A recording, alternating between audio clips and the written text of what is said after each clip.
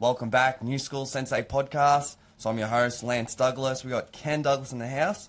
Also, we have Thomas David, Tommy Gunn. So very excited to have you in. Thank you. Excited to be here, boys. Kenny was telling me before this session he actually had a match with you.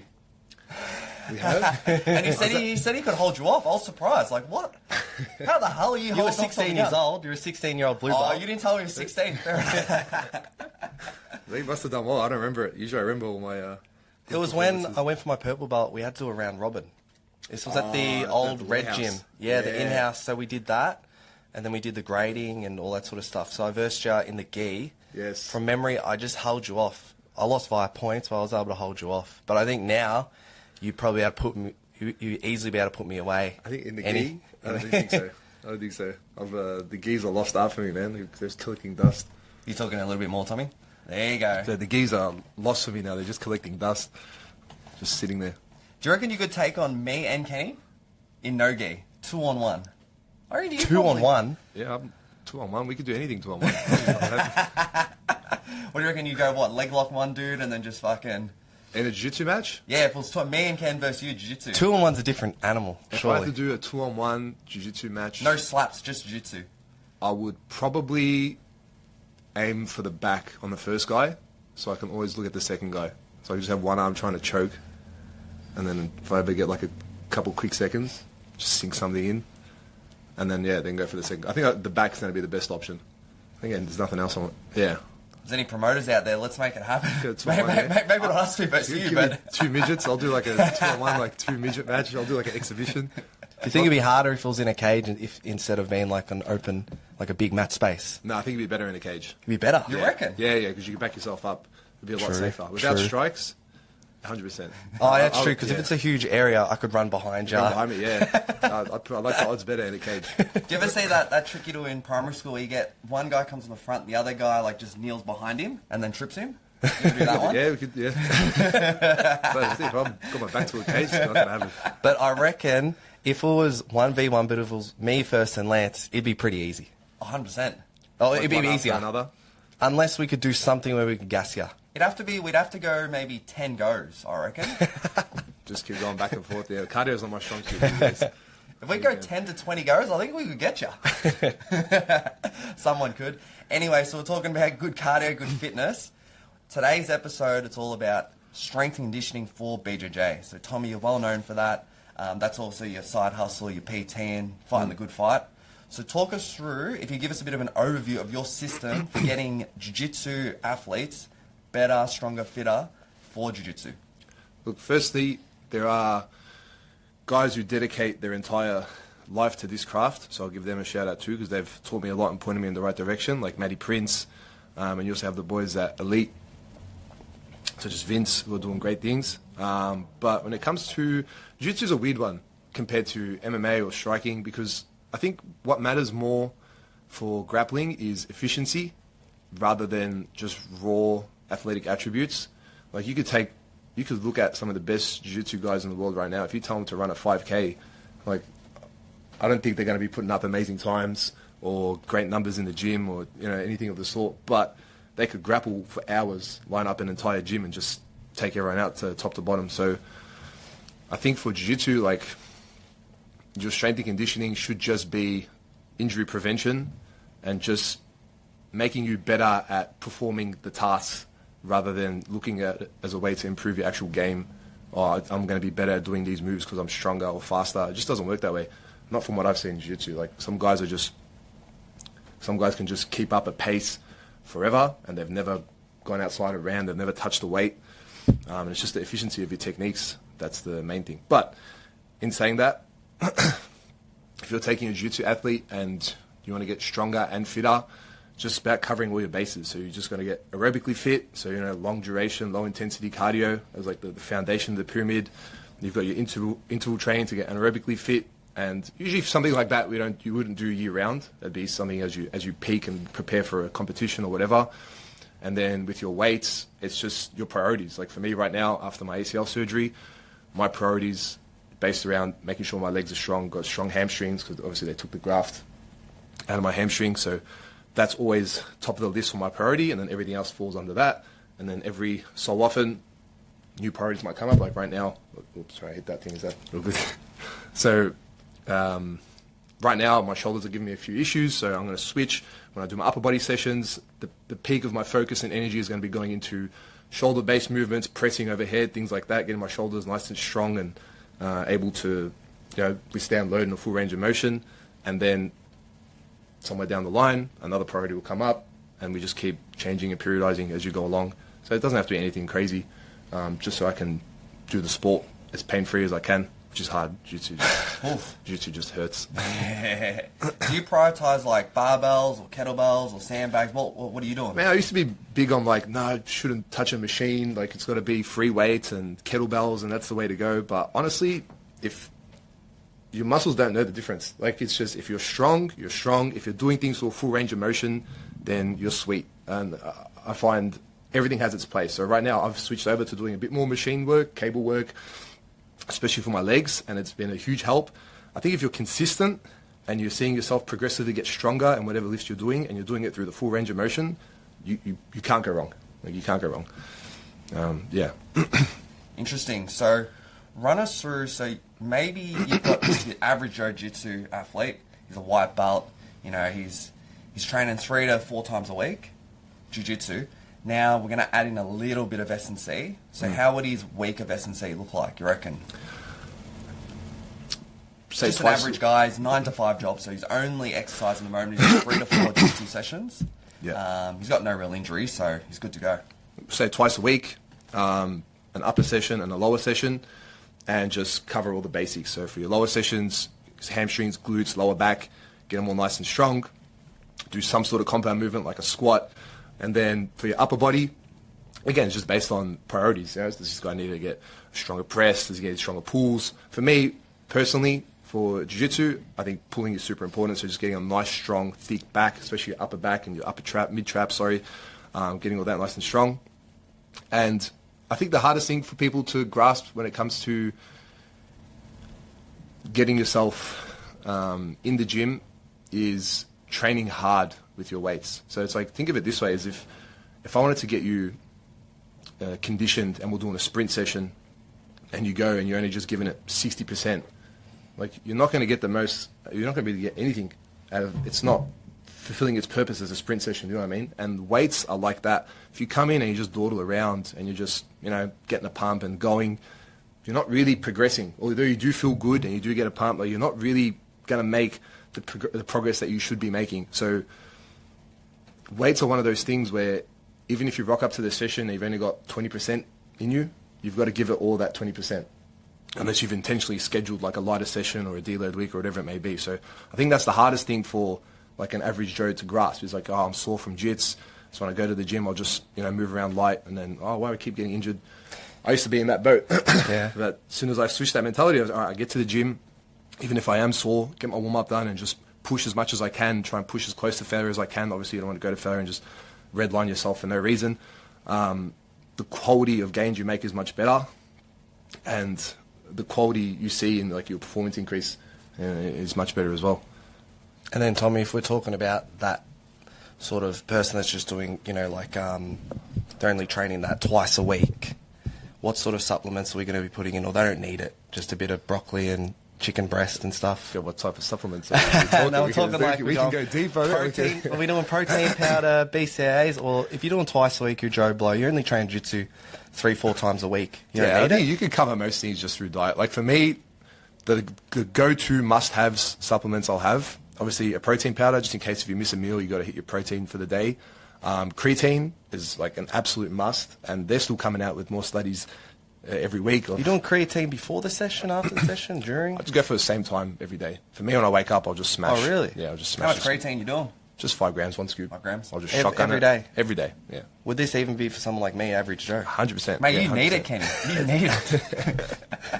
It's a must. Like it's just low hanging fruit. It's just easy, cheap, simple, and you see a noticeable change, and you'll feel noticeable improvements. Do you want to explain what it is? Because I actually don't even know what creatine is. Creatine is just basically when your muscles fire, they'll use creatine for that burst energy. So just having it constantly topped up, all the stores topped up in your muscles is a thumbs up, just a good thing. So The consequence is, short term, you do put on a bit of water weight, so people freak out, especially like with my clients. I'll give them creatine, and they're like, "Oh man, the scale weight's gone up a bit." I'm like, "It's all right. Like, it's just a bit of water. Nothing bad's happening." But for the amount of for the performance increase you get, it's well worth it. Okay. Vitamin C, 100%, especially. Tablet form or just oranges? Or? Just tablet form, just smack. Because you can't have too much vitamin C. You can never OD on it. So just. Are you doing that every day? Yeah. In the morning? Yeah, I just get those little chewable ones. Yep. And I'll just, whatever flicks into my hand, I'll just take. If it's 2, 3, 1, I don't really care. I'll just making sure I'm always taking some, just because it's like filthy people on the map, bro, every day. So you want to keep your immune system up. And then you're saying protein powder every day as well? No, I just have it on the ready in case if I've been super busy and I've missed a meal, I get home and it's way too late for me to just digest a full meal. I'll just have a couple scoops of protein and some water, drink it. I'm like, all right, at least I've hit somewhat close to my protein goal for the day. So okay, I might have to add that in. Yeah, it's just like the must-haves. It's like protein, creatine. I personally have vitamin C, and something that's super underrated is choline, alpha GPC. It's quite hard to get these days, but for just your cognition and mental health, man, you feel a noticeable change supplementing with choline. You can get it from your eggs, but usually I have anywhere from 4 to 6 eggs in a day, and I'll take about 600 milligrams on top of choline for the day, and you just feel on the days that you do that, I supplement with the extra choline. It's called alpha GPC if you want to suss it and get some. Man, just your focus for the day, mental clarity, it's unreal. And even that's another one that's getting studied just for assistance in like dementia and Alzheimer's and all that stuff. Yeah, it's unreal. I've been doing the creatine. I don't think it's helped me at all in the gym or jiu-jitsu, but for me, cognitively, I feel a lot sharper. So I was doing just 1 scoop, 3 grams. I've actually upped it to 3 scoops, 9 grams. So, because I heard on Joe Rogan, he's like, I think he has something crazy, like 20 grams or something. Like a day? He has a lot. He Oh just my God. smashes a whole heap of gummies with creatine in it. There you go. So I upped my dosage. To be honest, I'm not feeling any difference in the gym or jiu-jitsu, but like just I don't have any brain fog, and I feel pretty sharp. So maybe that's something for you, Ken. What's your thoughts on like a bulletproof coffee? I sort of experimented on that. Bulletproof coffee? Yeah, have you heard of that? I'm not a coffee drinker, so I'm out of the You don't drink culture. coffee? You don't drink I've it? just started. I've tried to start now recently Really? trying to Wow. drink coffee. Well, what type of coffee are we doing? I just get like a teaspoon of Nescafe and I put like boiling water Oh, in it. dude, you're not doing it dirty. I'm like, I'm trying to get into it, and not even. Don't do it like that. That's You getting out sound of it. like my wife Sophia's Greek dad. He's just old school Nescafe, hot water. I've never been able to get into coffees. I've tried really hard to pick up a caffeine addiction, and then I just like. Mate, talk to your boy Colby. He might be in rehab for it. Yeah. Dude, if you want to start it proper, you got to start with like a mochaccino. It's it's like a sugary sort of. Oh, maybe not for you. You're probably not about having like extra chocolate and stuff in there. But you got to start. You got to start better than just like a teaspoon of. Sometimes I'll something go in downstairs here and I'll get like I just get long blacks with some honey in it. I feel like that's like treating You'll myself start. a bit. That's a long road because usually you finish at a long black, yeah, Lance. You start you like your start cappuccino, lattes. I start on long blacks. Well, there you go. We'll have to ask Colby what's he doing these There you days. go. You guys are showing me around the coffee world. I'm trying to get into it. Slowly I am. And What, just for the social aspect, or just? Nah, even just the actual benefits. Again, performance benefits. Like there's heaps of studies as well on coming out on caffeine.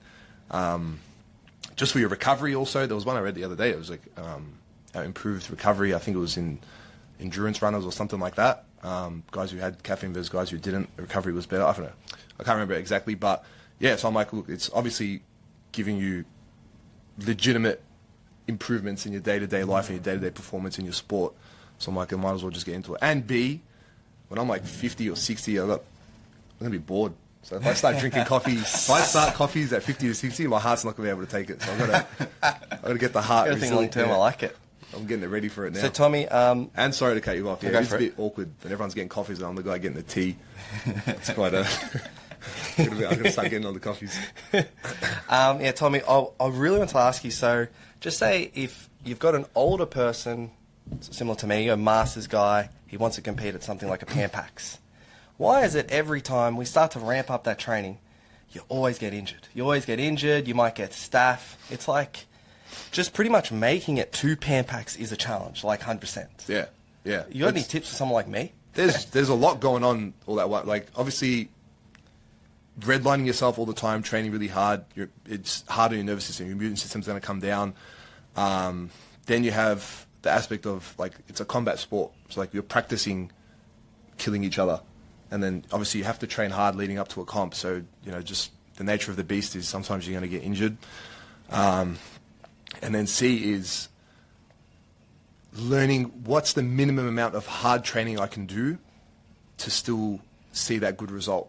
So obviously there's a minimum volume of hard training that's close enough to just training hard every day, if that makes sense. Yep.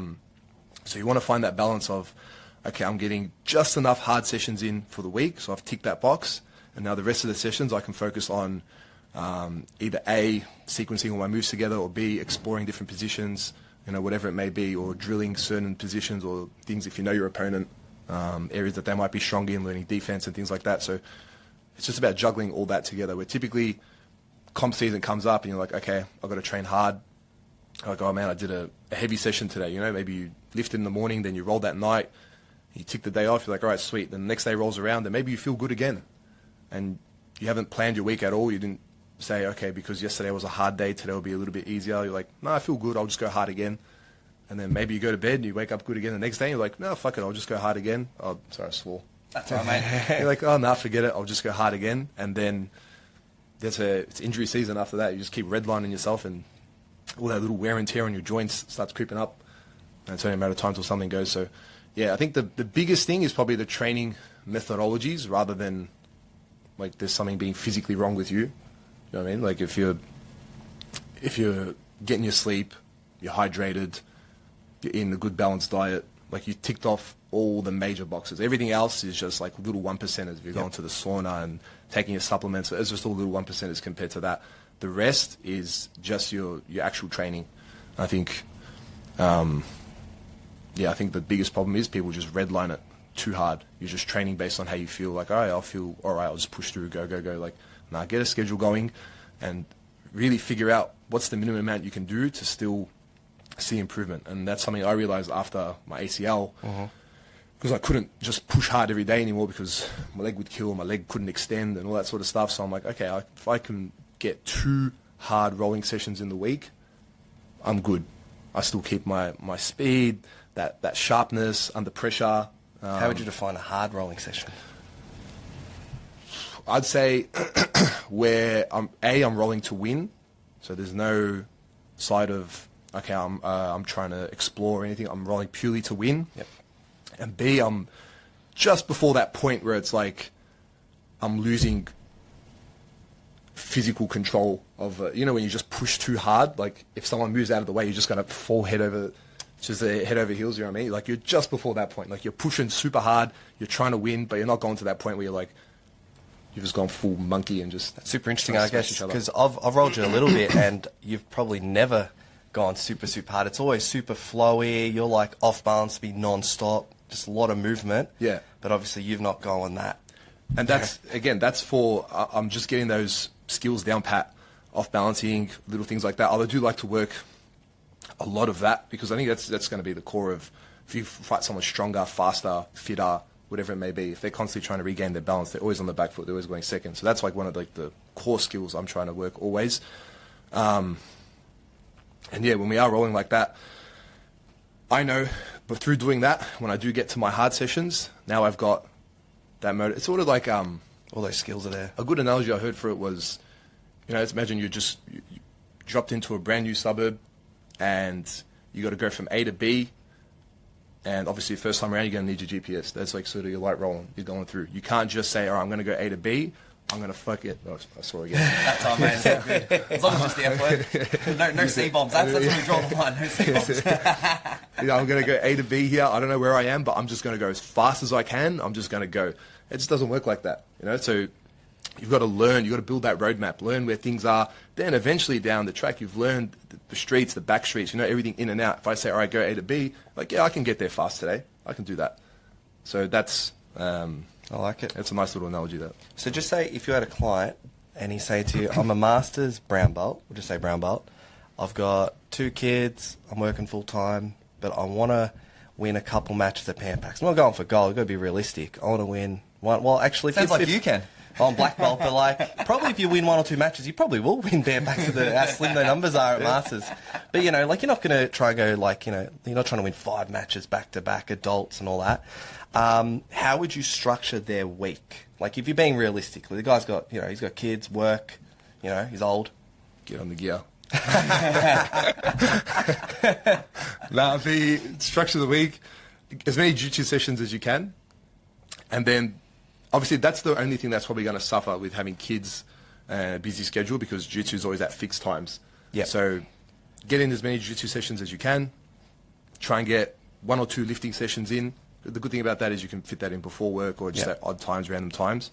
And then I would say 1, if you're leading up to comp, just 1 conditioning session where it's some sort of sprint session. Maybe you just run up and down a hill, do 6 or 7 intervals, whatever it may be. Interesting. Depending on what level you're at. I'm not just saying do 6 or 7, but start somewhere and then week to week you're going to be slowly improving some sort of variable, either the amount of repetitions performed or the rest in between or the exertion for each rep, whatever it may be. That's what I would do. Yeah, I wouldn't really focus on like long jogs, getting a good sweat or anything like that. I'd just go full conditioning, get your jiu-jitsu sessions in, lift, and you should walk into comp in pretty good nick. Do you think it'd be possible for that person to just train and not do any lifting, not do any of the sprints? Yeah, 100%. And they can still get good results? Or do you reckon they'll get injured or... You're definitely more likely to get in injured. comp? You're definitely more likely to get injured, but there's no reason why you can't just dedicate all your energy to purely jiu-jitsu and not see good results. I said, like, the end of the day, it's just about the efficiency, so how good you are at that skill. So if you're only doing jiu-jitsu, but your training is, like, really dialed in, like you're very selective on the days and the people that you're pushing really hard with, and then on the other days, you're really spending a long time in the gym with, like, your training has intention behind it. We can do a flow roll, and we can do a lot of stuff. We can go through a lot of positions. We can perform a lot of submissions and everything, but there was no intention behind it. So we both go home feeling really good. 6, 7 hours later, I ask you to recount what we just did, and we're drawing blanks, Whereas if we walk into the session with a plan, hey, we're going to work back control today, specifically, I don't know, whatever it may be for the day. We have an intention for the session, so we come back 6, 7 hours later, we ask each other, hey, what did we do? We pretty much know 90+% of what we did.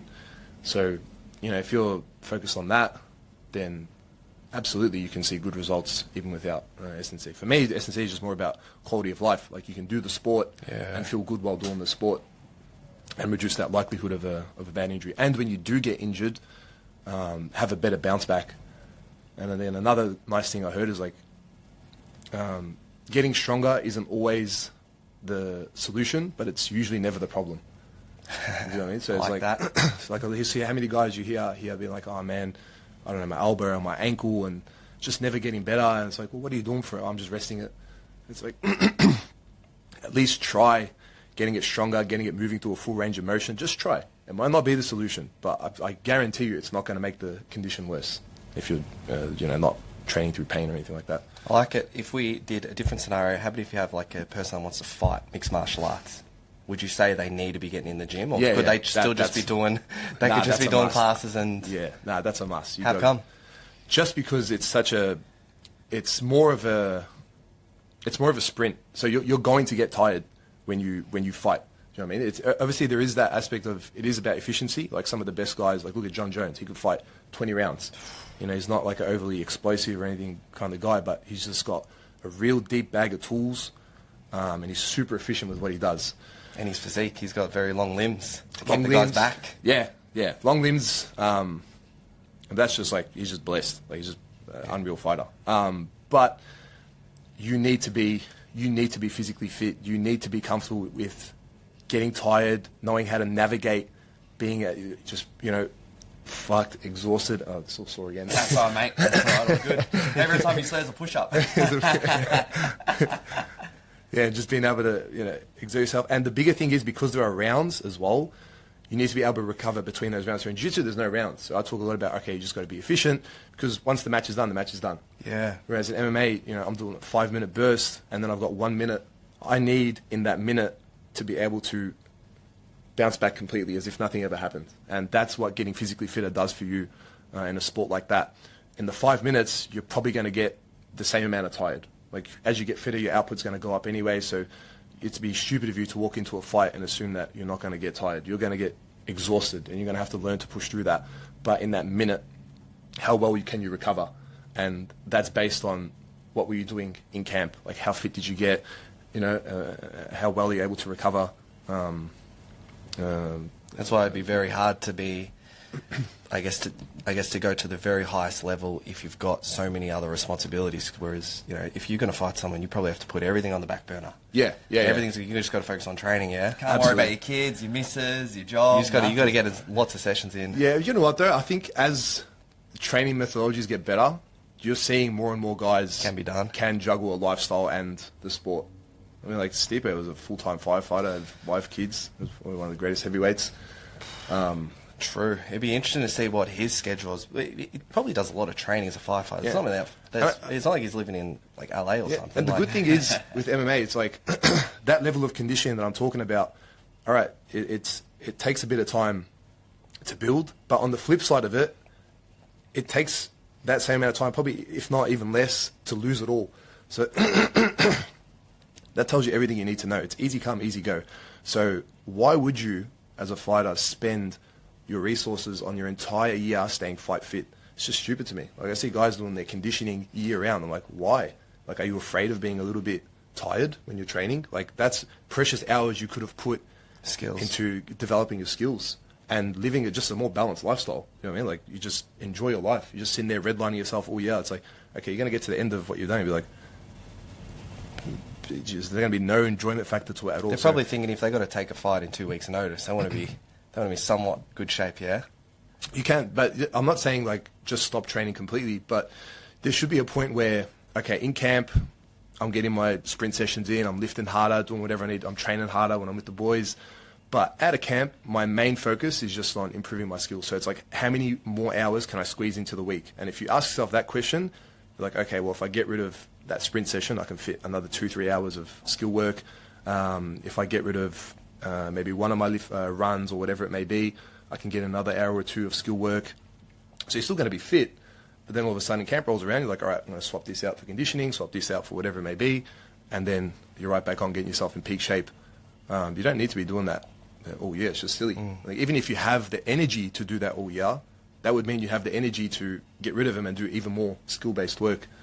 So, yeah, that's something moving down the track. You would love to have your own fighters and sort of be able to direct them on their day to day and all that sort of stuff, or do you like being a training partner and just have your own stuff on the side? If I was gonna have that say, like a complete say in what fighters are doing, I'd probably just have my own gym. That's something I was about to. Like, I'd rather just have complete control over everything, top to bottom. How come? Because you don't want another striking coach coming in or another jiu-jitsu coach? No, I just feel like it will just run a lot better that way. I'm not in the sense that I'll do a better job. I'm saying like it just runs better if it's just one person. For you, yeah, there's one voice overlooking the whole thing. Yeah, and so then you're not side coaching or anything. You're kind of if your role is a training partner, you're just a training partner essentially. Yeah, or just in one specific area, like full control. But if you're talking in the sense of like multiple guys, yeah, it'd have to be like at something like my own gig, like a full, just my own gym. Otherwise, I'm happy with how things are going here. So I've got the MMA boys on Tuesday, Thursday, and my role is just to get them good at wrestling for MMA, working against the wall. So I know I don't need to think outside of that. I'm just completely locked in and dedicated on that. When it comes to that, they ask me, I go with that. I don't need to adapt it for anything because I know they're getting that through Sammy and all the other boys, you know? Yeah. So with those 3 boys, so Jono's got Sammy as his head coach. Sam Haywood, yeah. Jimmy's got Sam Greco, I imagine? Jimmy and Jake, they both got Greco. And that's a head coach, or like Nenos, or they both sort of both sort of coexist, yeah.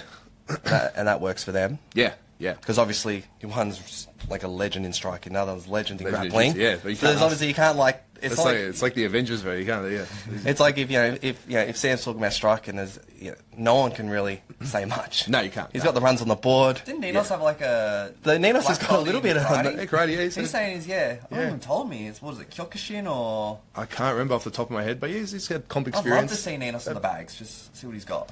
It's I hard would now. love to see Ninos coach someone strike. It'd be interesting to see how he go about it. You know what? Ninos is so underrated with how he coaches, and he's got such a deep knowledge on the game, firstly, but secondly, he'll speak your language. So sometimes people think because he's not putting together like an essay of a game plan for you or whatever, it's like, oh no, but he's talking your language. He'll give you exactly what you need to hear in 2 or 3 words, and that's a skill. Like that's a crazy skill to have.